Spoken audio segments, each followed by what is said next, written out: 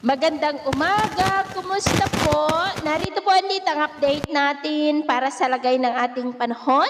Ngayong umaga pa ng April 14, 2025. Sa ngayon po ay nananatili na walang anumang banta ng sama ng panahon sa loob at labas ng ating area of responsibility. Easterlies pa rin ang dominanteng hangin na umiihip po ngayon dito sa ating bansa. Mayroon pong intertropical convergence zone pero nandyan po sa may south of Mindanao at sa ating long-range forecast, consistent pa rin na walang bagyo na namamataan na tatawid po sa ating kalupaan for the next 2 weeks. At sa lagay ng ating panahon, ngayong madaling araw ay maayos ang panahon sa malaking bahagi ng ating bansa maliban lamang sa mga tsansa po ng mga isolated rain sa ilang bahagi ng Palawan, Siquijor, Dumaguete, Dipolog, Oroqueta, Zamboanga, Sulu Archipelago at Mati. At mamaya ay sisikat ang araw sa malaking bahagi ng ating bansa, mainit at maalinsangan muli ang panahon, maliban lamang sa mga tsansa ng cloudy skies with isolated rain sa ilang bahagi ng Holosulu,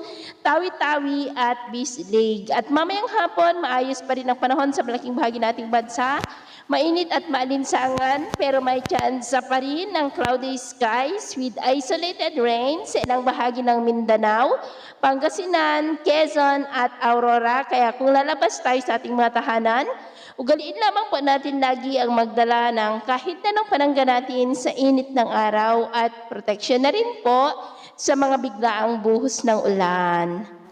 At sa atin naman pong mga baybayin, wala naman po tayong nakataas na namang gale warning signals, pero iba yung pag-ingat lamang po kung papalaot tayo para po mas makaiwas sa mga sakunang pangkaragatan. So yun po ang latest update natin sa araw na ito. At ako po muli si James na nagsasabing sa kahit anong pagsubok po na darating sa ating buhay, huwag na huwag po tayong mawawalan ng pag-asa. Thank you and God bless!